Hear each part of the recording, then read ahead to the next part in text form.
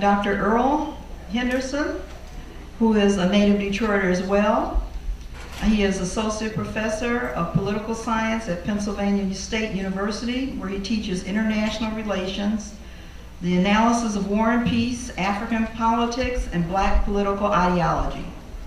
Previously, he taught at Wayne State University and the University of Florida. He is an internationally recognized scholar on war and peace, the role of culture, especially religion, in international conflict, and Black nationalism. He earned his PhD in political science with a specialization in international relations from the University of Michigan, Ann Arbor, after receiving his undergraduate degree, magna cum laude, from Wayne State University. He is the author of more than 30 scholarly publications, including 2 books, Afrocentrism and World Politics and Democracy and War. He has lectured throughout North America, Europe, and Africa. He was born and raised here in Detroit in the Brewster Projects on the east side. He was a noticed student. Young people, he was a noticed student. He got in his books. Both of these gentlemen, like Malcolm, believed in study. Without ado, let me introduce you and welcome Errol Henderson.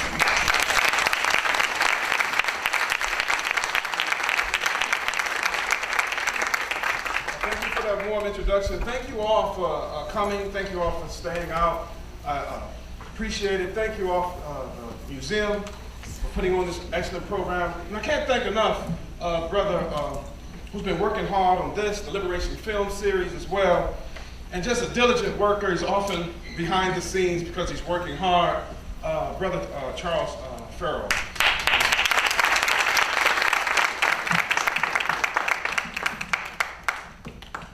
Thank you, dear sister. I know you've been here a while, so I want to just talk straight down to earth in a language that everybody can understand. You are familiar with that line from 1963 in November from Minister Malcolm X. It's something about this, and appreciate what's been said by the other speakers, but it's something about Malcolm that constantly strikes me. And as I thought about preparing for this presentation, just thinking about this was 50 years ago at King Solomon's Baptist Church. This is 50 years ago, half a century after Malcolm delivered these words, and he delivered them in Detroit.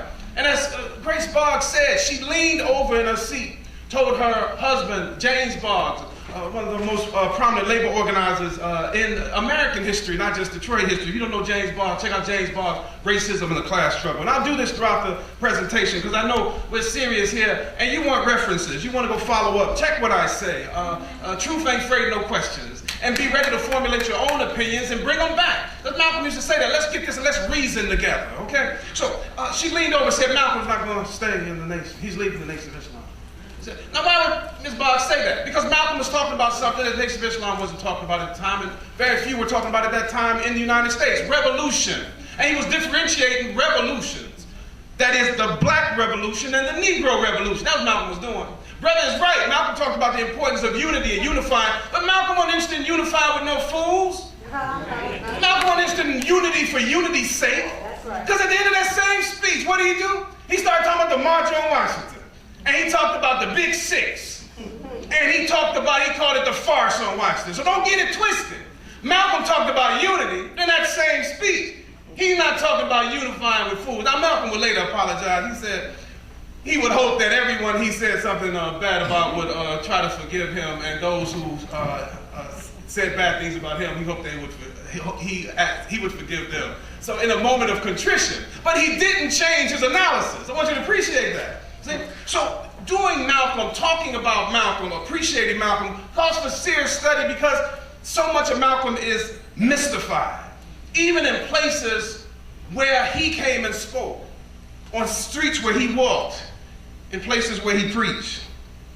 Today, the commemoration of that speech, the message to the grassroots speech, where Malcolm's differentiated between the Black Revolution and the Negro Revolution, it's still salient today, not just for history.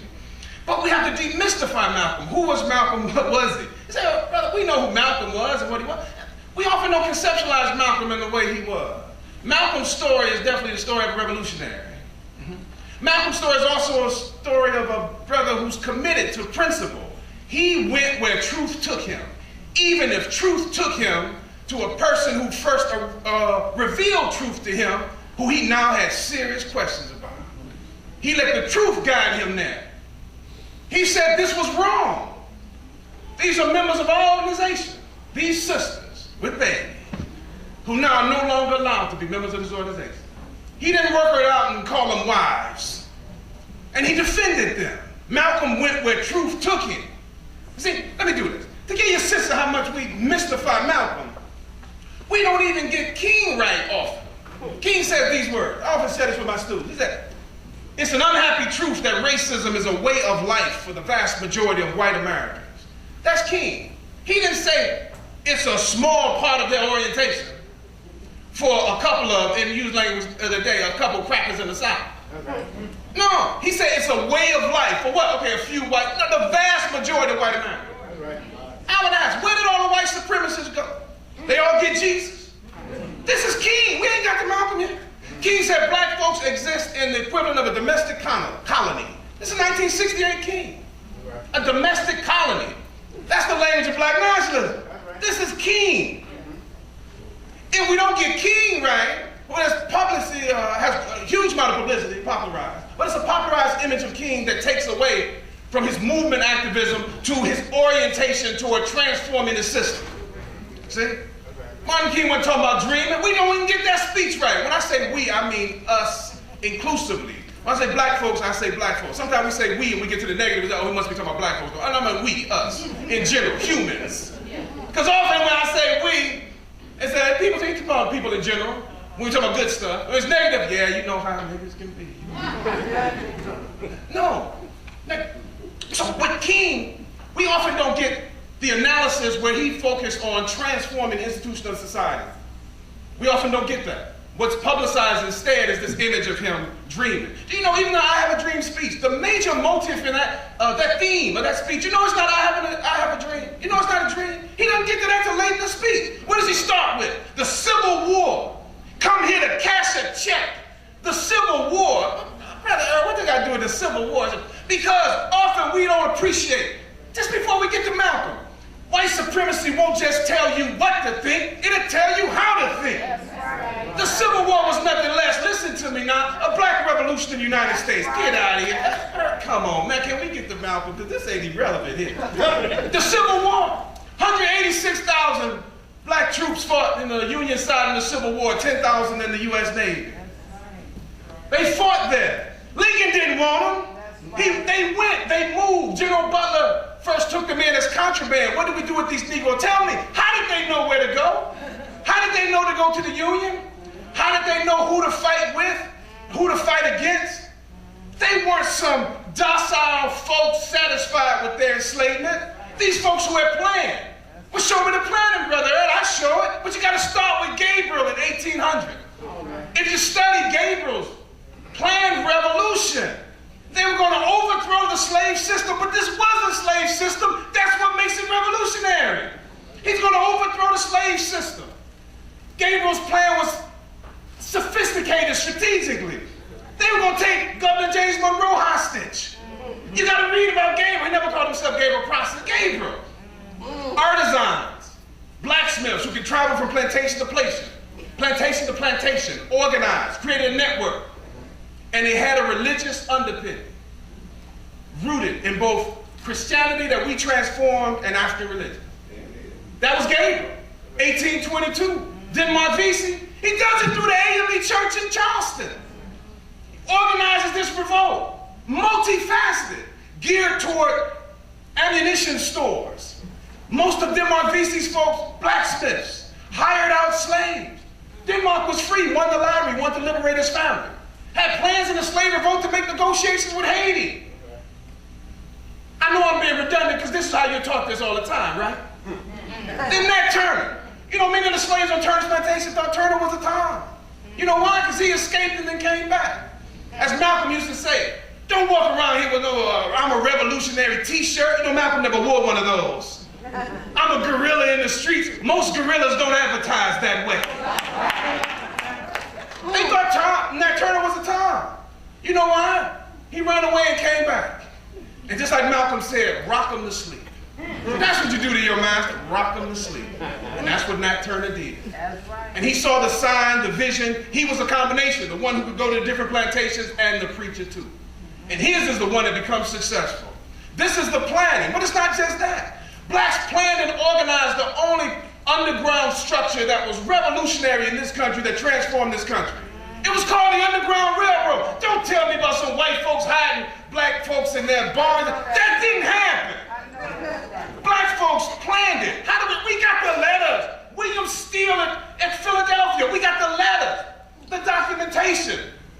We don't have to mystify this. One of them, I'll just say one, he got away on the railroad, sent his master a letter back. We got the letter where he told him where he could find his horse that he used to abscond with because he didn't want to be seen as a thief. You hear what I'm saying? We got letters, but white supremacy, there's nothing you can find if you're liberation in this time. The only slaves who liberated themselves were in Haiti. They did. But so did we. Right. W.E.B. Du Bois said this in Black Reconstruction, called the General Strike. 200,000 of us went out to fight for the Union, for our liberation. You say, well, how are you going to fight for your liberation in a Union army which is also white supremacist? Tell me a war where you don't have allies. Huh? The United States is allied with Stalin to fight Hitler. Tell me a war where you don't have allies. The Haitians had allies. The Haitian Revolution wasn't even aimed at overthrowing the slaveocracy to begin with. The mulattoes, the light-skinned one, they wanted their own representation. This is something they developed. 200,000, Du Bois said, 300,000 in reserve, who also assisted, and 3.5 million potential to fight. He said it was, in 1938, Du Bois said it, he said it was the slave revolution. He first called it the General Strike, then he called it the slave revolution. So sometimes people don't want to hear that, so I tell them this. See, you notice I didn't start here with you all, because I know where I'm at. Steve Hahn, read it. Pulitzer Prize winning historian. He's a white guy. He won a Pulitzer Prize. He says it too. The revolution, the revolt of slaves in the United States, the joining of slaves to the Civil War was a slave revolution, his words. James McPherson, another Pulitzer Prize winning white scholar. Sometimes, I said Du Bois said it in 38, we kind of missed that. And here I'm talking about us again, the big us, because black folks studied it. We just let ourselves get mystified by it. See, 38. But nevertheless, James McPherson says the same thing. Black folks' participation in the Civil War was a revolution. That's right. It was set that way. Read about William Webb, who set up networks during the Fremont campaign. But it's studied. So here I do this, the Civil War, mystification. We can mystify something as phenomenal as the Black Revolution in the United States that created what we understand to be democracy today. Thomas Jefferson, they weren't interested in democracy, they were interested in white supremacy. This system is not simply a capitalist system, that's the economic system. That doesn't tell you enough. What's the political system? It's an oligarchy, ruled by the few. And what's the social system? It's a white supremacist one. A Herrenvolk democracy built on, and in fact an oligarchy, built on an economic system of capitalism and welfare capitalism. It's important you get that distinction. Sometimes Marxists miss this. Karl Marx couldn't imagine the welfare state. They don't provide welfare because they like poor people. They don't want you to revolt. That's where the welfare state comes from. Not for a great society, but a great depression. Don't matter about some poor black and brown folks, but these white folks out here in the 1930s, that's what the welfare state's created. But you don't want to think these folks are not allies to black people. That's why Social Security couldn't be tied to domestic servants or to agriculture. Somebody came up with those decisions. Most of them Southerners who control the Congress and their Northern allies. Malcolm talks about this. When you listen to Ballad of the Bullet, think about what he's talking about. He makes a historical analysis. It's so important to be historically grounded because you can get mystified. Because there'll come a time they don't have to talk with you. Who do they have to talk to? Another generation who knew not Joseph. So you may think nobody would ever, can you imagine when we were in high school, that white folks would walk around calling themselves niggas? You couldn't imagine that. Is that fair to say? And you can just picture it. What would they do? Would they fight themselves just for saying it? Well, those white folks wouldn't. But their children would. See? Because hip-hop was going to transform that. We get to Malcolm not through the 1960s often. We get to Malcolm through the 1980s as well. The 1980s, the decade marked on both ends. The killing of Yusuf Bell in Atlanta and Atlanta child murders, the killing of Yusuf Hawkins in New York. The establishment of white supremacy from a man who announces his candidacy from Philadelphia, Mississippi, talking about states' rights, who was a laughing stock at the National Convention in 1964, making movies with monkeys, bedtime for Bonzo. Now this is the greatest patron saint of white supremacists. He made white supremacy fashionable, Ronald Reagan. See, but another group was organized around Jesse Jackson in the campaigns in '84 and '88. The movement to free South Africa, the most progressive time in hip hop. And this movement of women, mostly women, listen to me now, black women whose children have been murdered, like Clementine Barfield in Detroit, like Brenda Muhammad, who organized mothers of murdered sons in Atlanta, the sisters in Mothers Rock in LA, Sister Davis in New York, had organized to build in the bloodshed of their children to transform their communities. Even the history that's underfoot often becomes mystified. We got to challenge this. Why? Because we often modify history to make it convenient for us. So we make Malcolm convenient for him, put him at a distance, keep him on records, keep him in videos. But even then, we often do a poor job of doing that. See? Now that's we. Now they talk about black folks. What Malcolm says here unequivocally establishes what he was by the time of 1964, 65, and clearly what he was at his death. Two things, there's not no serious debate about. He was a black nationalist, and he was a revolutionary. Those are two things. Because you may be uncomfortable with either, you don't get to claim that for Malcolm. He wasn't uncomfortable about it. Manny Marble's book, Manny's uncomfortable about it. So we wrote this book. It's an edited book, Herb Boyd, Ron Daniels, Malana Karenga, Hakeem Adabuti. And I have a piece in here that I shared with you all last year, and I was so grateful I shared with you all last year, and y'all still invited me back, so I appreciate that. So, when I talk about Manny, and the title of the piece is A Toothless Pursuit of a Revolutionary's Truth. You won't get Malcolm's revolutionary analysis in Manny Marble. But pick this up if you can. I'm not selling the book, but it's Third World Press. Talk about black institutions. Here's an institution that's been publishing for 46 years. Hakeem Adabuti, Third World Press, Donna Lee. Hakeem's right here from Detroit. It's like these other prominent institutions that we should support, including this one. From Broadside Press, from the Shrines of the Black Madonna. When you have Malcolm next to the ground, you're talking about Reverend Cleage. You know what that is. The older folks know who Reverend Cleage is. Younger folks do too. The Reverend Cleage, that's what he's talking about. Jack Mosey. So, to demystify this, demystify Malcolm, he was those two things. He was a black nationalist and he was a revolutionary. Black nationalists believe that blacks constitute a nation. And as a nation, we have the right and the responsibility to determine the political unit that will govern us. See? He argued that we have to analyze society across three dimensions: the political one, the economic one, and the social one. Before he died, he started making arguments about revolution that tended to these three dimensions. So in 1963 in Detroit, and he chose the right place. He started differentiating between the type of revolution he imagined and the Negro Revolution.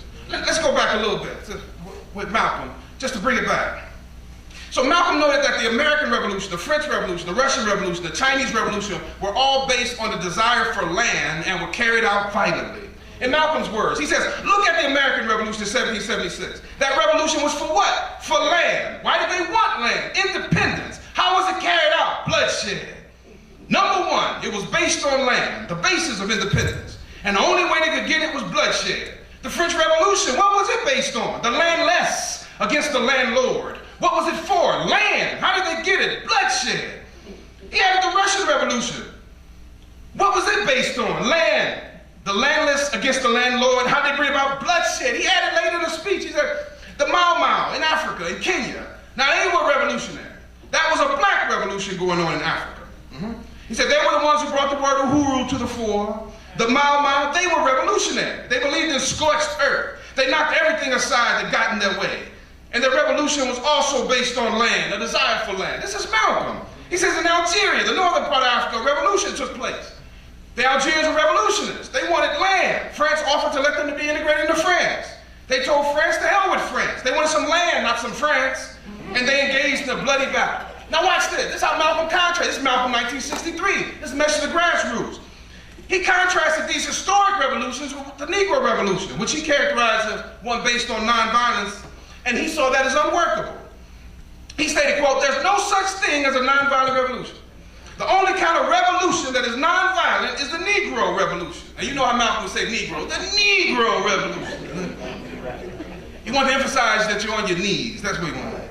And he got many of his stories. Malcolm was, I often say, he said Malcolm would get some of his analogy. He got a lot from it from Paul Robeson. One of Malcolm's brothers, he used to say, just because you were born in America, that don't make you American. A cat can have kittens and the others don't make them biscuits. And I often say this to folks that, well, Malcolm toward in his day, he was becoming more socialist and Marxist. You know, he actually spoke at the Socialist Workers Forum. He speak a lot of places. Just as Malcolm spoke in churches, don't make him Baptist. You know what I'm saying? So it's important, even as you study him, let his words reinforce and instruct especially as you try to develop them and build institutions to move it further. Let me finish this. He said it's the only revolution in which the goal is a desegregated lunch counter, a desegregated theater, a desegregated park, and a desegregated public toilet. You can sit down next to white folk on the toilet.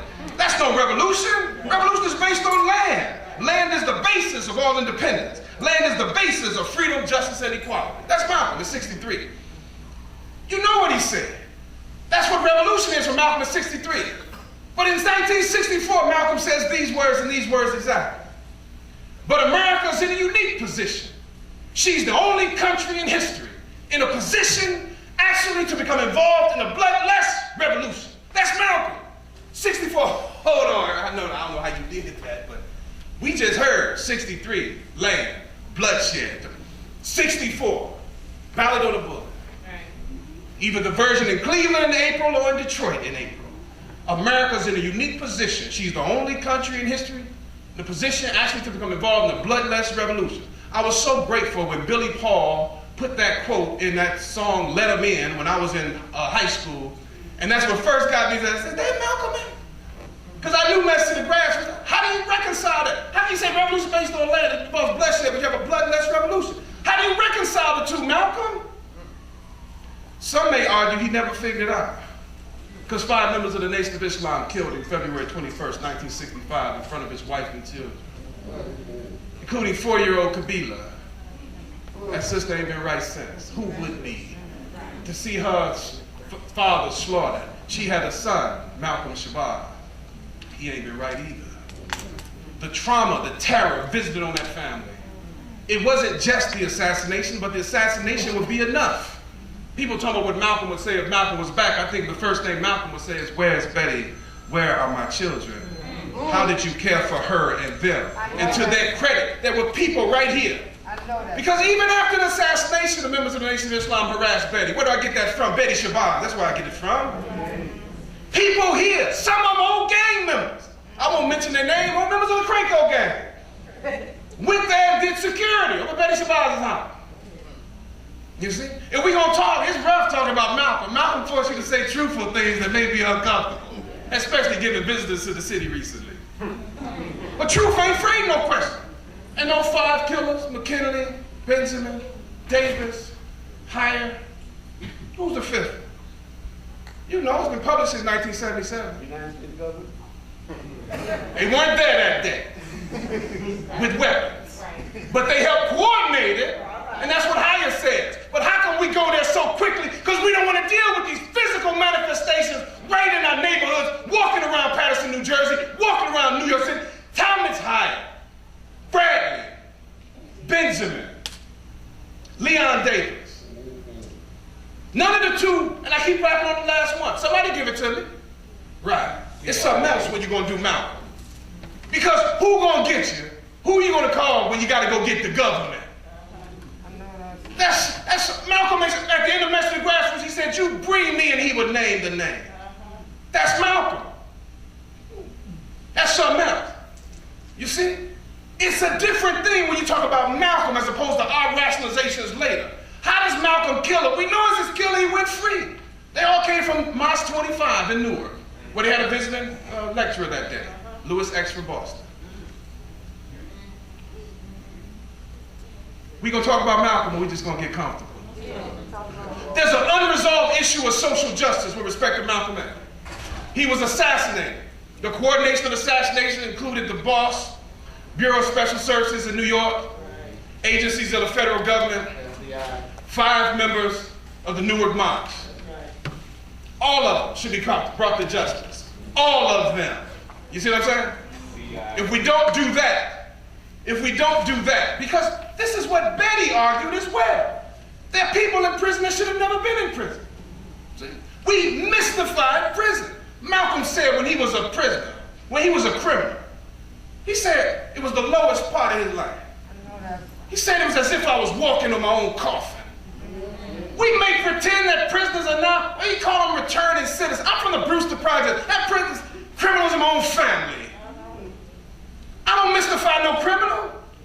I don't confuse a criminal with Geronimo Pratt, Ruchelle McGee, Assata Shakur. Been organizing in prisons for too long. And one of the first things I said when I got to the prison was the same thing I'm saying now.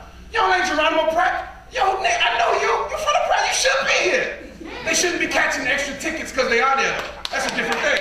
Most of the drugs brought in prison are brought in by the guards. That's a separate thing. But don't try to run no game on me that your butt shouldn't be locked up. You should be locked up. You've been ripping off our neighborhood and the projects, and I know you're a thief. You've been a thief since you've been 12. You can't run that for people who discovered that it's not a new Jim Crow. That's telling me you don't respect the old one. Ira Glasgow, the ACLU, came up with that term. The new Jim Crow. There were more atrocities, the genocide was quicker in Rwanda than any other genocide in history. He didn't call that the new Auschwitz. Why we so bastardize our own, the new Jim Crow? Do you know there were prisoners doing Jim Crow? You ever heard of Parchment Farms in Mississippi? Read the book by Thompson, Slavery by Another Name. Jim Crow, you were Jim Crow for breathing while black. Now you say, well, Brother Henderson, there are injustices in the criminal justice system. Of course there are. It's a white supremacist system. Yes. Got you. That don't make it Jim Crow. That's out of respect for the people who did experience Jim Crow. I don't let you bastardize our struggle like that. To sell a book. To get tenure at the university. No. It's not a new Jim Crow. You find another slogan for that. Why? Because we still demanding reparations for the first one. You don't bastardize your struggle like that. You can still be consistent. It's rough, but you can do it. It's not comfortable. Any easier saying stuff like, the government, they always been against it. We the same place we was 50 years ago. Are you out of your mind? If we were, then the white supremacists are right. Why are you respecting your elders if they brought you no place more than where you were 50 years ago? No, we got contribution. We got a course laid out to us if we'd only study it and not mystify it. Get some of our Afrocentric behinds out of 18th century classical Egypt and get back to the 18th of February 1965 just to start. It's not an either or, it's both and. Malcolm could talk to you about, Dr. Ben was one of his tutors. He could talk to you about that, but he also could talk about revolution. He could talk about what was going on in the streets and in the homes. And stop talking about that in the streets as if homes aren't also on streets. You know what I'm saying? So this mystification, I hope you appreciate what I'm trying to do here. Before we get to Malcolm, we got to demystify it. We got to say some stuff that'll make some people feel uncomfortable. Don't matter to me. Malcolm said, I'm not the kind of person to come here to say what you like. I'm going to tell you the truth whether you like it or not. You see what I'm saying? So this is what Malcolm brought us. This is the truth. Malcolm died, he was a minister. Like most ministers, he wasn't rich. He didn't have a net worth of $5 million or a mansion in Hyde Park in Chicago. That wasn't Malcolm. Don't talk about preacher pimps just when they carry a Bible. Some carry a Quran. If you're going to talk about Malcolm, if you're going to honor Malcolm, honor him. Because he left that to do what? To create an organization. The Organization of Afro-American Unity wasn't interested in organizing with fools. He talked about revolution. What form would revolution take? So Malcolm says based on bloodshed, but by 64 he said the ballad or the bullet. It could be either or. How could it be either or, Minister Malcolm? I'll finish the quote from Malcolm now. America's in a unique position. She's the only country in history in a position actually to become involved in a bloodless revolution. Only thing she got to do to solve it, give the black man America, that's how he put it. Give the black man America everything is due. Everything is due. That's how he said it. What was everything is due? It was reparations. And we often think like, well, come on, you know, it's a time of belt tightening and so you can't talk about reparations. That's why I went back to Gabriel and then Mark Vesey and Nat Turner and William Witt. They couldn't imagine the U.S. not being a slave society. Some of us could. Some of us could. And brought along those others. If we, as black people, and those who are concerned about social justice in the United States, organize for reparations, it's not an issue of whether you can get it, it's an issue of what's right. Freedom, justice, and equality. They weren't fighting for diversity. That was something the Supreme Court judge came up to justify the Bakke decision. We take on this stuff like it's ours. You see what I'm saying?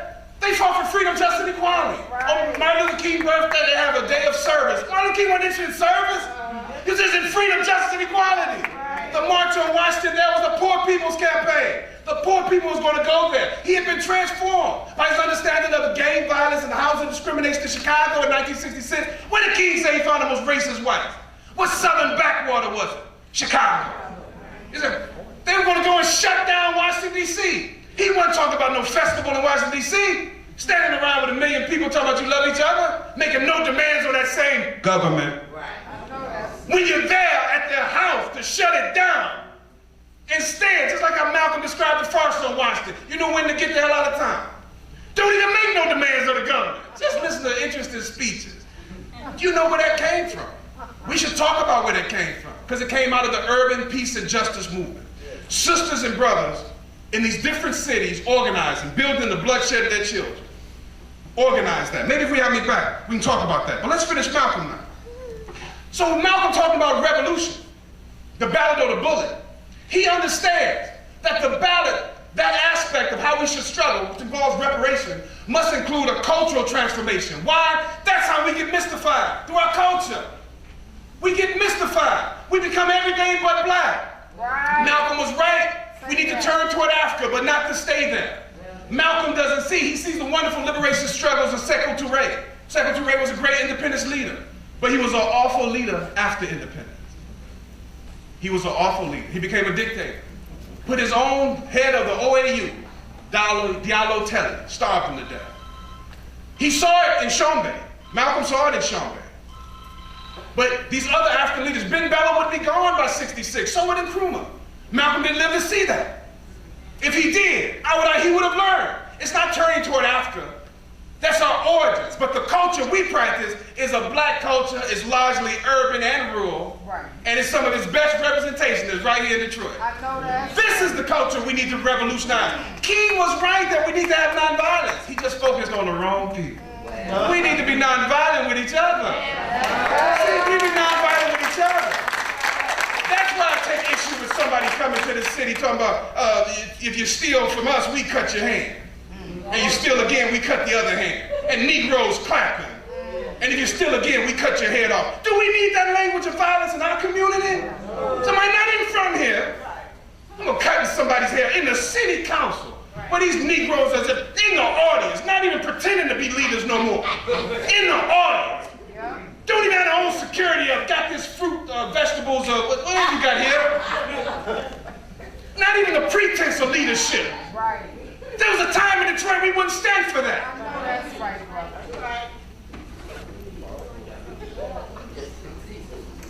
Y'all don't want to hear no more of this, y'all. Y'all don't want to hear that. Y'all come from commemoration. Let's talk about how it was back then. And we was all together and assalamu alaikum. And brother, why don't you just go read Surah Ikhlas or something? It's something when you talk about love and Malcolm. Malcolm don't die a rich man. Neither does King. You know what I'm saying? What does Malcolm do? Malcolm isn't transformed by prison. That's a movie. It's his family. Wilfred and Philbert. This communication with, he transforms in prison. You got people come out of prison that they think they're supposed to lead somebody. You're not fit to follow. You have habituated yourselves with murderers, rapists, child molesters. That's where you live. You don't come out here talking about you're going to lead somebody.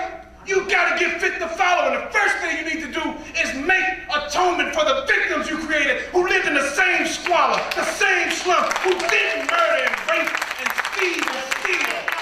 You can't come tell me this here. Like the prison was your universe. What do you got in your mind? That's a Negro trying to run game. And look at this. I'll show you the game. when the brother come to me and say, Brother Earl, what I did, it was wrong, and I'm gonna work, I'm gonna do my time, get my 7 cents or 25 cents an hour, whatever I do. I want I asked them to set up an escrow account so all that money would go to my victims. And if they say it was victimless, I have children, and my selfishness did not allow me to put them first because they are victimized by the fact that I'm not here. That was my responsibility too. That escrow account, I want that to go to my victims. They never have to know where it came from. I never need to know their address, but I need to get myself right. When a prisoner come to me like that, then I'm ready to talk to you. I'm just talking about being fit to follow, not to lead nobody. What did Malcolm say? He said, it's not a shame to have been a criminal, but it's a shame to remain one. See, some of these folks come out, they say, you gotta give them jobs, you gotta give them. You know why? Why do you have to give them jobs? Why do you gotta help them out? You know why? Because if you don't, what?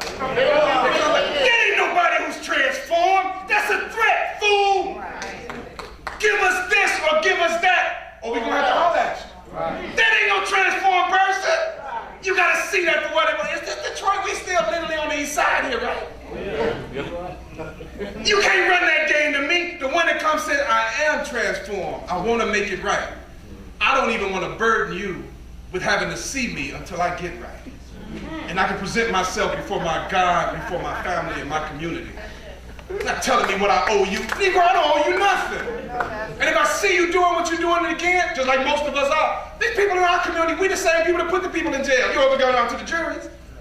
Why? Because we don't like crime.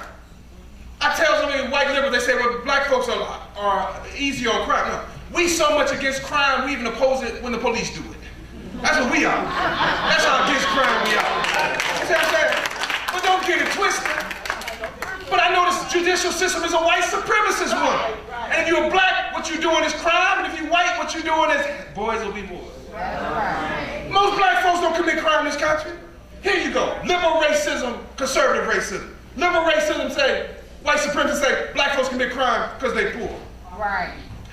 White supremacists, conservative racism, black folks commit crime because they're black.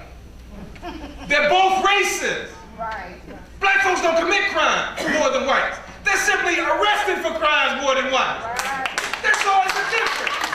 So when you're out here arguing, talking about you gotta have these programs for the poor to stop crime, poor folks don't inordinately commit crime. Poor folks are inordinately go to jail for crime. Most drug users in the United States of America are white. You see what I'm saying? Most of those incarcerated for drug use in the United States of America are black and brown. That's white supremacy. That don't mean I got to tolerate either a drug dealer on my block or the crackhead breaking into my car. You see what I'm saying? I want you to see where I'm coming from. See, Malcolm challenged us to transform. Not simply accept this, get a new slogan, get a new hat on your head, a new t-shirt. That came later with mystification. And the truth be told for Malcolm, how many and what kind of institutions you build. Because that's what will teach us, that will lead us and guide us, because that's what will teach and lead and guide children who won't meet these people. So that's why the Malcolm X Academy is so important. That's why these independent institutions are so important. That's why this one is so important. That's why Detroit City government is so important. The ballad on the bullet. An independent black political party was what Malcolm was interested in. He wasn't interested in the Democratic Party. Right. You know what? Neither was King. He said, King, both of the last presidents have received undeserved credit for the accomplishments in civil rights. He's talking about Johnson and Kennedy. That's King. Do you imagine what Malcolm thought? But Malcolm didn't live to see Watts. And that's one of the terrible things in addition of assassination. If Malcolm had seen Watts, I think Malcolm would have turned from Africa, never turned from it with respect to our roots and our humanity, but the culture, or the culture of these brothers and sisters right there. Watts, he didn't see Watts. He didn't see Newark in July '67. And he didn't see Detroit in July of '67, a week later. If Malcolm had seen that, the transformation right there, the type of institutions he built, that's what we did in the '60s, my brothers and sisters did in the '60s. Huh? They built institutions, but listen, you're not going to outproduce this country in building institutions. Excellent book on this. The book on Amir Baraka, A Nation Within a Nation, of how this was done in Newark. Black nationalists, building institutions. And then you gotta read Ira Katz Nelson, City Trenches. It shows how once they try to build parallel institutions, and we did, cultural institutions, Institutions provide poverty. Institutions like the Black Panther Party assisted, the Republican New Africa assisted, the Freedom Now Party, hot breakfast programs, free lunch programs, a lot of programs that were community-based. And what happened? As you build those parallel institutions, that they became potential rivals to show how we can have our own independent development, money comes in the form of government grants, New Detroit, to do what? To get those same people arguing over the money. Katz Nelson talks about this in city trenches. Stop looking for the Illuminati or somebody else or some secret to give you some insight. You know information like this is kept in that special place that they know a lot of folks won't go to. It's real secret. It's called a library. Get your butt down to the Burton collection. Stop telling me who Adam Weishaupt was or the Illuminati or the... Man, get a Negro out of his mind. I understand why Dr. Ben did that. That was 50 years ago. He couldn't walk in the front door at these universities. You can. For whatever reason, you chose not to. But so many of us will send our children there. God bless. That's wonderful. See?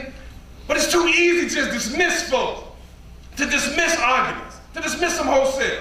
Malcolm didn't do that. He said there's an open texture to his learning. And he kept learning.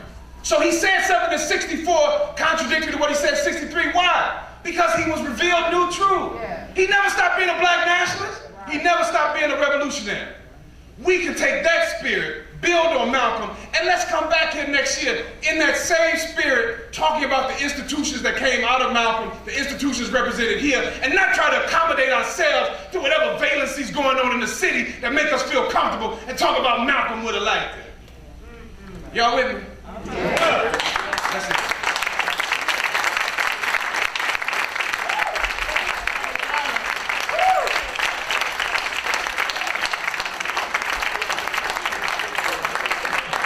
Thank you very much.